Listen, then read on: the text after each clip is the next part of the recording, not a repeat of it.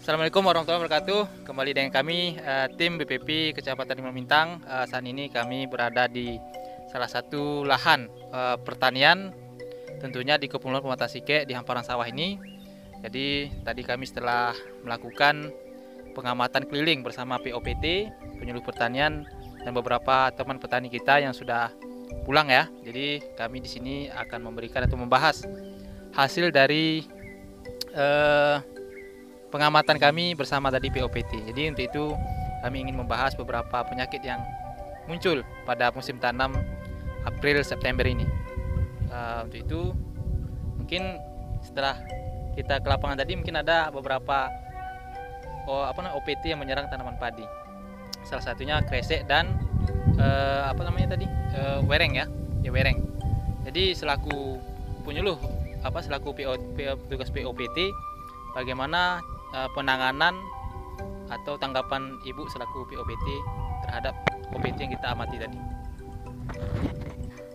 Kami di sini sebagai tim atau petugas lapangan dari BPP Lima Bintang.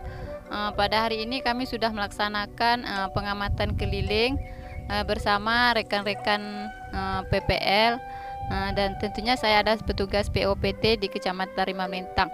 Jadi hasil pengamatan kami hari ini itu tentang hama dan penyakit yang menyerang tanaman padi petani kita.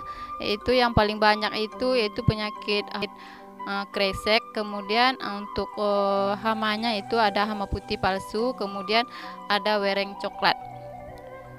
Jadi kalau untuk pada musim sekarang ini itu hujan, tentu kelembapan di sekitar pertanaman padi kita cukup tinggi. Jadi yang perlu kita pantau sekali, yang itu perlu kita hati-hati masalah hama kresek dan wereng, karena wereng coklat dan kresek itu sangat suka atau cepat berkembang di daerah yang kelembapannya itu cukup tinggi.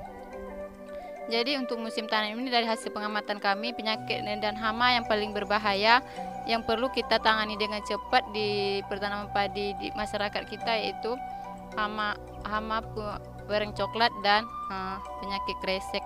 Jadi untuk penanganan penyakit kresek ini bisa kita lakukan mulai dari kita melaksanakan sebelum penyemaian yaitu seleksi benih. Kita terlebih dulu untuk pencegahan ini kita pilih benih yang benih padi yang tidak berasal dari padi yang misalnya tanaman dulu yang udah terserang kresek. Jadi untuk kresek ini kita lakukan dulu untuk perendaman benih. Kita laksanakan misalnya kalau kita sebagai PPT menganjurkan menggunakan pestisida alami seperti PGPR itu baik untuk pencegahan penyakit. Jadi sebelum melakukan penanaman penyemaian kita rendam dulu benih kita menggunakan PGPR.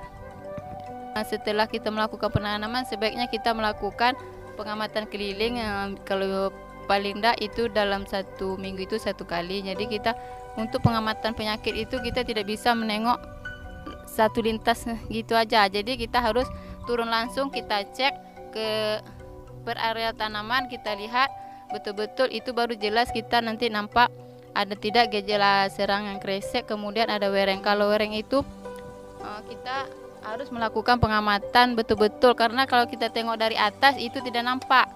Jadi harus kita cek satu-satu tanaman itu untuk kresek ini.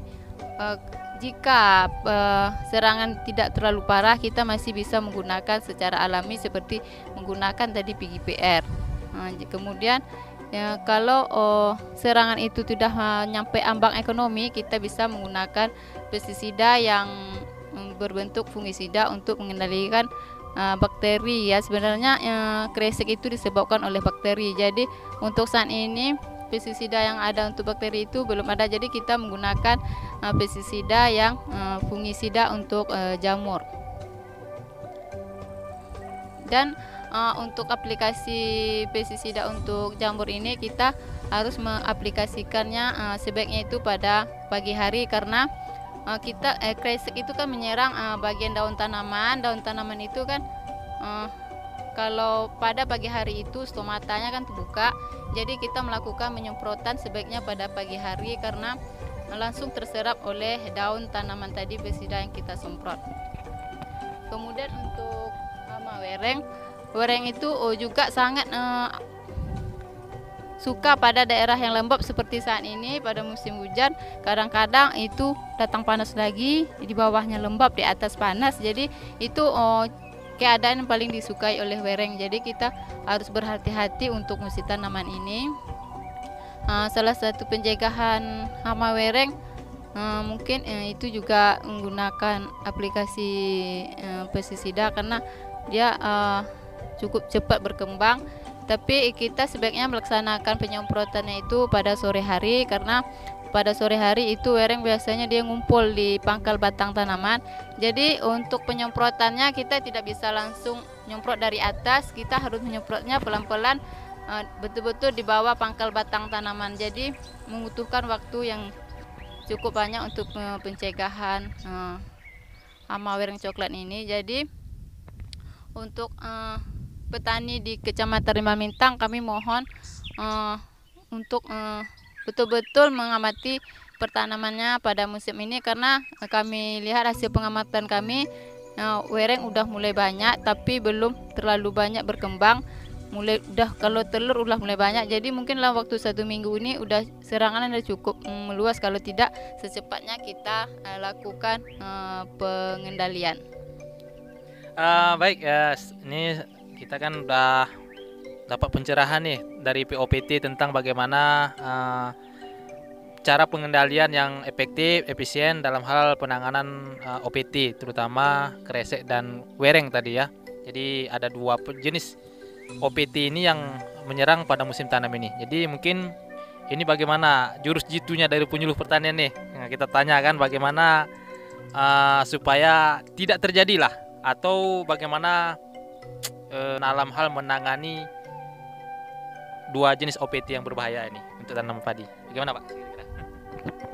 Terima kasih. Assalamualaikum warahmatullahi wabarakatuh. Saya penyuluh pertanian wilayah binaan BPP Rimba Mintang. Mungkin untuk kalau untuk jurus itu kayaknya nggak terlalu tinggi kali lah Pak ya. Jadi kita gini, istilahnya saya ngasih gambaran supaya penyakit dan hama ini kedepannya nggak terlalu berkembang lagi. Jadi dari kami yaitu untuk hama wereng dan juga penyakit kresek itu kan biasanya ada sumber bawaan dari bibit tanaman. Jadi kalau bisa untuk kedepannya kita menggunakan bibit, jangan sampai yang udah ada gejala kresek dan juga werengnya. Jadi kita kalau bisa untuk musim depan kita harus ganti bibit. Iya, ganti varietas yang tahan dengan kresek dan wereng kalau bisa. Kemudian teknik budidayanya kalau saya sarankan kita menggunakan jajar legowo. Jadi kalau untuk penanganan wereng itu mungkin lebih enak kita aplikasi untuk penyemprotan segala macam. Kemudian untuk kresek pun kita pun juga enak. Jadi teknik jajar legowo sangat bermanfaat untuk pengendalian dan juga pencegahan hama dan penyakit ini. Kemudian kita juga harus memperhatikan masalah irigasi. Jadi jangan sampai lahan kita selalu tergenang. Jadi harus ada selang-seling. Kapan waktu diairi, kapan ada waktu selangnya. Jadi jangan sampai lahan kita selalu terairi. Jadi untuk menghindari kondisi lahan kita tuh menjadi tercemar. Kemudian mungkin ada lagi penggunaan pupuk. Penggunaan pupuk di sini mungkin tadi udah disampaikan juga sama Ibu Susila, bahwasanya pupuk kita harus berimbang. Kalau kita gunakan pupuk N, kita harus imbangi dengan kalium. Supaya apa? Supaya tahan dengan penyakit-penyakit dan juga hama kalau kita pupuk kalium.